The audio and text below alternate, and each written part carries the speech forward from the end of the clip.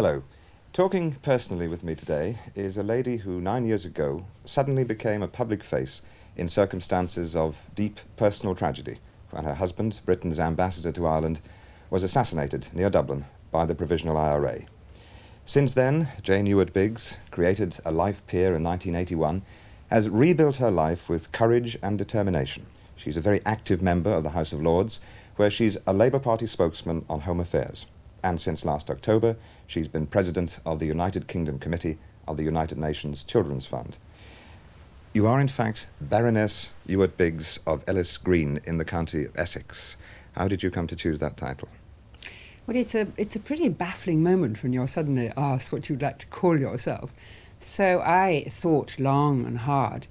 And of course, most people choose an area that they're famous for, like Lord Tunis of Alamein, or rather Lord Montgomery of Alamein, Lord Alexander of Tunis, and so on. But I didn't have any battle or anything like that. But we did have this cottage that we were very, very fond of, both of us, in Essex. And it's called Ellis Green Cottage, and it's just simply, there is no village, but it's on a green. So I decided this was a place that I was quite sure Christopher would approve of me using. So when I went to Garter King at Arms, you see, I rather nervously said, well, I'd really like to have Ellis Green, you see. He said, where's that? And I said, well, it's in Essex. And he said, is it a village? I said, no. And he said, well, Hamlet then, hopefully. So I said, no, it's just a green, you see, with our cottage on it. He said, well, it's a bit worrying because we've got to prove if it exists or not. So you can't be a baroness of somewhere that doesn't exist. That doesn't exist. Right. So he said, do you think it'd be on the ordnance map? And I said, well, I'm not sure about that. And he said, well, say we'll prove it this way. If I went down to the nearest village and I asked my way there, do you think they could tell me, any passer-by? So I said, well, it would really depend on whether it was someone who went picking blackberries or took their dog for a walk, and then they might know it. But anyhow, luckily, there was a tiny little speck on the ordnance map saying Ellis Green, so I was allowed to have it. How did you feel about that particular honour? Did you regard it as a tribute to your work in building the second life that you speak of since your husband's death, or did you see it in some sense as a joint tribute? Oh, I saw it very much as a joint tribute. I saw it as an acceptance and a recognition of that long life of service, after all, which Christopher had led, and also with the ultimate giving of his life to that service. And then in recognition of the efforts I suppose I had made to create something, and also the efforts I made towards my own party, which I'd, of course, while I was abroad, never been able to do anything with. But since my return, I did make some efforts on their behalf. How did you take to life in the Lords? Well, very much. I was so thrilled that to have been given this forum in which to operate. Up till then, had been really rather going around looking for soapboxes here and there, you know, to talk about what the things I believed in. But to be given this wonderful forum in which to speak up for the things I interested me in, I believed in, was really a most marvellous, marvellous opportunity. And I felt also it was so wonderful to belong to somewhere again. I'd always belonged to embassies, one felt very much part of a family. And although the House of Lords family is rather larger and grander, it is nevertheless a family. I said earlier that you are a spokesman on home affairs. In fact, many of the issues on which you speak seem to have in common the concept of the family. This clearly is something that you feel very strongly about and feel the need to protect and speak for in politics. Yes, well, when I got there, I realised that everyone was very expert on a particular subject. Obviously, they'd spent all their lives in a particular area. So I, not knowing anything about, having no expertise, I started speaking about Ireland, I started speaking about the EC, which I knew a little bit about. But then I realised that my true interests were really concerning family issues, concerning the child, young people, and the place that women hold in society. I think you've written somewhere that one of the problems in talking about the family, a politician is talking about the family, is that they don't recognise the range of experiences that one single word encompasses. No, I think that they still do regard the stereotype of family as being the breadwinning husband, the totally domesticated wife, and the two dependent children. Whereas with recent social trends, that structure of family only represents 5% of the families in the country, and that there are all sorts of other makeups. There is unemployed husband, maybe the unemployed mother. There is a one-parent family. There is the wife, the woman who has a child without her. There are all sorts of other structures for which the laws are really not made. So, of course, they tend to fall out of the structure of laws and taxation system which are created. You yourself have obviously had the experience of being a one-parent family since your husband's death, but in fact you had that from childhood, hadn't you? Because you never knew your father. He died when you were very, very small. Yes, he died when I was only a few months old, and I always did keenly feel the lack of a father. I felt the very great hole in the family, and it's always made me realise that my own children must feel that sort of lacuna very much indeed. Was it that apart? Was it a happy childhood? I was very shy. I can't say that I was totally sort of relaxed child. No, I was immensely shy, and I had asthma, and these two things sometimes go together, and I was very fat and very self-conscious about that. So I can't say that I can remember a carefree period of childhood. I can remember being extremely anxious about many things, and that I think is sort of dominant of my memories of childhood. In your memoirs, which were published last year, you talk about the fact, or you mentioned the fact that you didn't go to university, and it seems to have been because that was not the thing that a girl should be doing, that was the attitude that you had in the family. Is that right? Yes, I think I was still of that generation where there was discrimination against girls with regard to higher education. And certainly my mother had a very bizarre notion that for a girl to stay on at school after what I have to admit was a school certificate for me was to look after the little ones, whereas for a boy, my brother, who actually wasn't half as good at lessons as I was, automatically went to Oxford. So I did leave formal education at age 16, and I have bitterly regretted the gap in my life ever since. In that context, you write about your husband as, in a sense, an educator of you as well, that you felt you learned a lot through him and that he educated you in many areas of life. Yes, it was very much like that. I mean, he was really he was a very great intellectual, Christopher. He was really very, very fascinated by ideas of any kind. He was a very open-minded person. And I do see my marriage to him as taking the place of the education which I totally lacked as a young person. What about political education or political influence? Because he was, of course, that rare person, a socialist at that level, at least it seems a rare bird at that level of the Foreign Service. How did he influence you politically? Because, in fact, before you were married, you were working for a Tory MP or a Tory candidate in the 1959 general election. Yes, that's right. Well, I was really apolitical as a young person. I really didn't take any interest. I came, of course, from a completely conventional conservative background, but I did always have a very keen sense of society being more equal. I always had a very keen awareness of wishing for a more equal society, but I didn't see it in any structured political way. But when I met him, of course, he was really a doctrinaire socialist from his university days, which were, I must remember, just post-war, and there were other young people who were becoming, as we know, very left-wing, more than he was. So little by little, before our marriage and after our marriage, I did see my own attitude formulated in a more structured political way. What did he think of you working for the Tories in the 1959 election? Did he come along to the meetings? Yes, he did. Yes, actually, it's really what brought on our marriage. Really, he used to come down to see me sometimes in High Wycombe, you see, where I was helping my member in the election campaign. And he used to come in the evening, of course, after work, and he used to come with me to the meetings, you see. And that was my candidate, of course, proclaiming all the good that the Conservative Party was going to give to the people. And Christopher used to mutter away, you see, in the back seat, but quite a loud mutter, you see. And I, thinking about my job, said to him, well, really, either you'll have to shut up and then I'll be all right. I will be my services will be retained. Or if you go on Tory, well, you will have to take the consequences. So, in fact, he did take the consequences, and we got married quite soon after that. Was the fact of being a socialist and you developing inclinations and needs in that direction something that had to be a dark secret in diplomatic life? Did one allow this to be discussed with other people in the service? Oh, yes. No, obviously, in our system,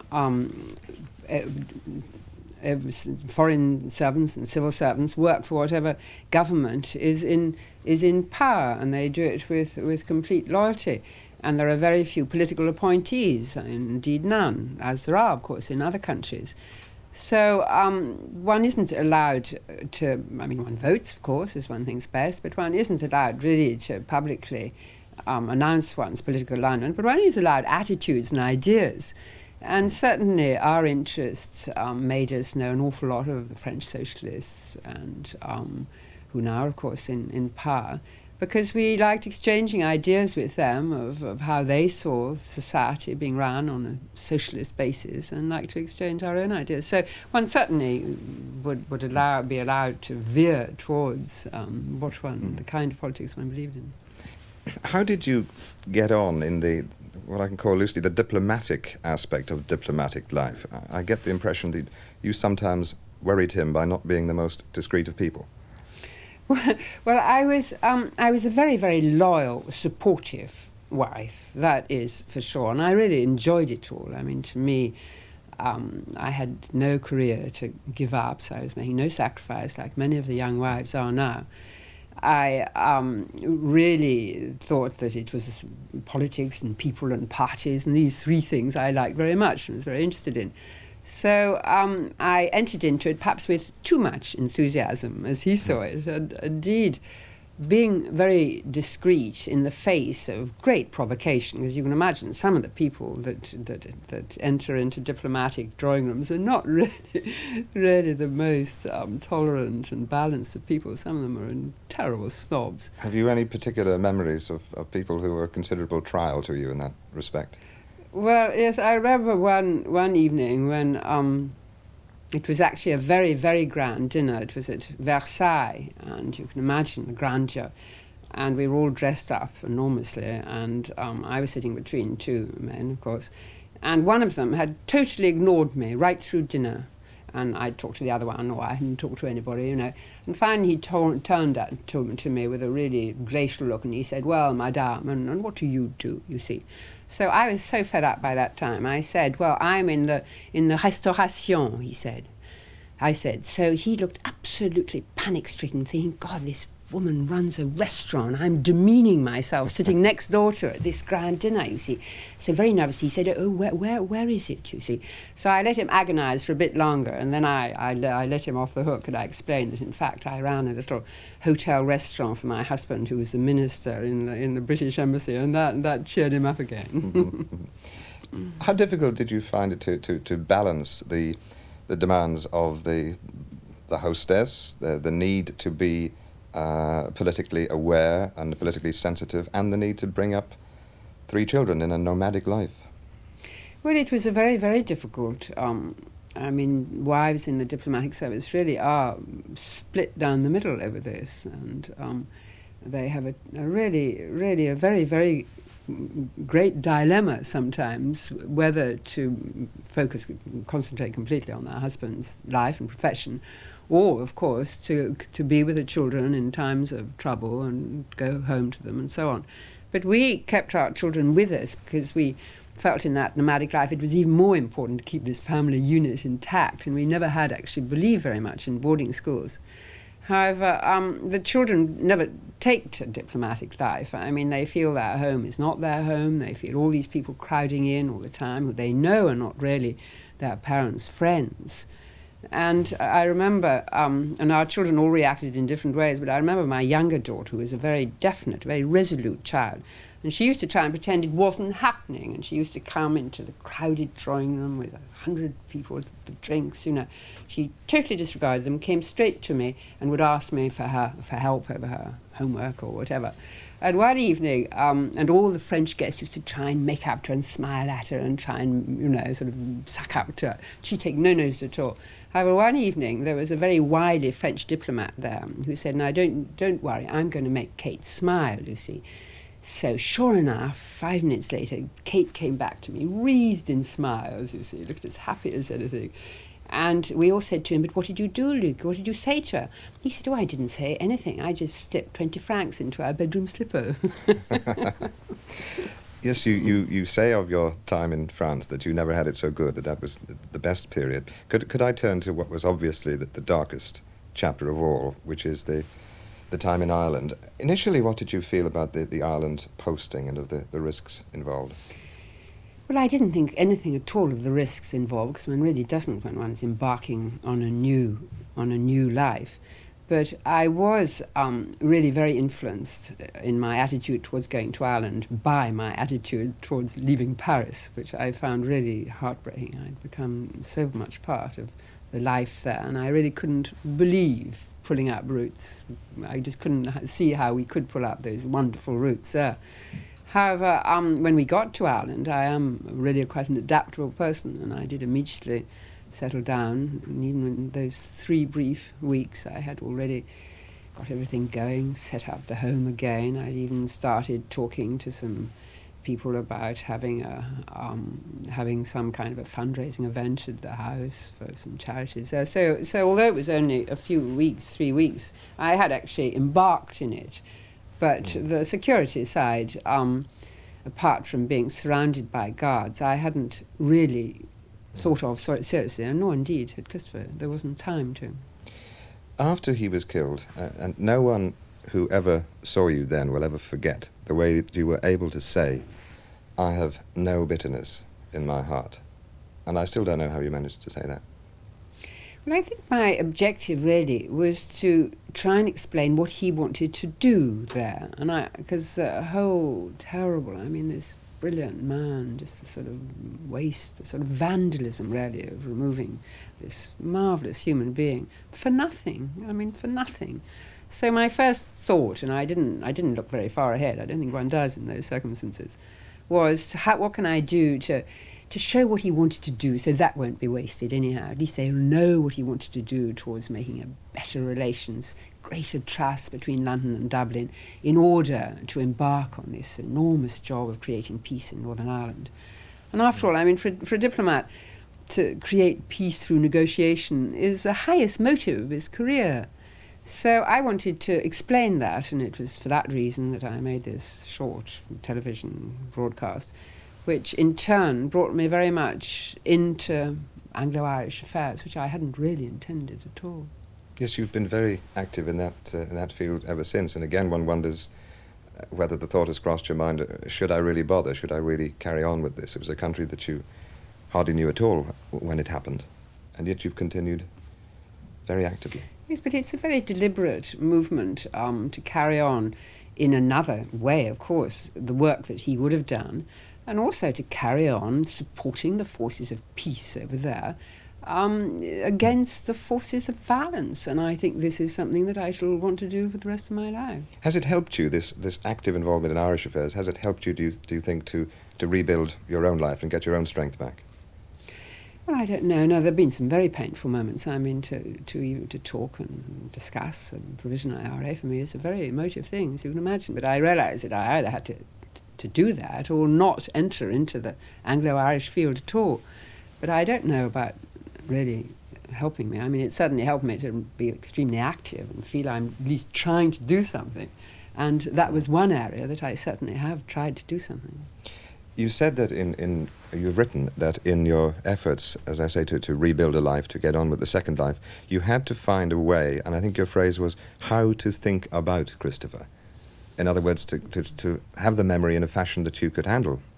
How do you think you managed to do that at the end? Yes, I think really, I mean, people who haven't suffered this major crisis of bereavement really don't realise that you have to work it out very carefully how you're going to carry on life, because the crisis is so great. And one part of it is how to retain a link with this person, with whom you've shared your life all those years. But it is, of course, the physical lack or loss or sort of hole, the person not being there physically, which is the hardest to bear in a way. So the big thing is not to concentrate on the physical side, which is someone walking into the room, someone taking his shoes off, someone who likes avocado pears, whatever, but just to remember all the ideas and humour and the attitudes and the interests. And this, of course, is comforting, whereas to remember a physical presence is absolutely shattering.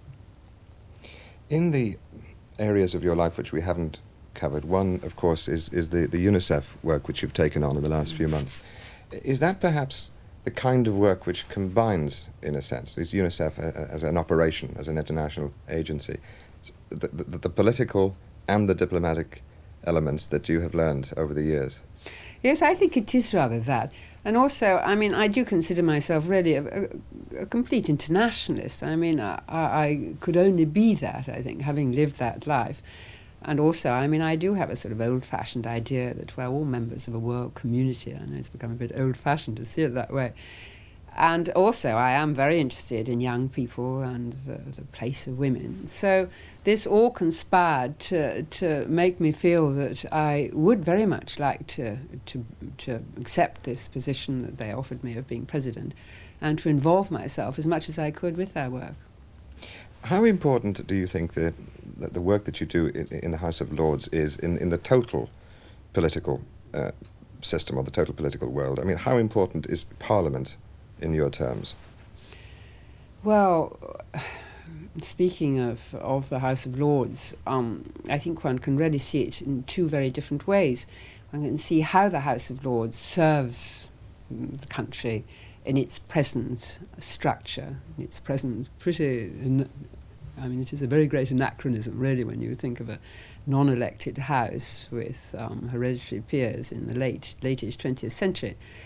But it does mean, of course, that it is a body of people who are unbiased, who are there because they're experts and who will think and vote according to their consciences because they're not paid and they're not elected.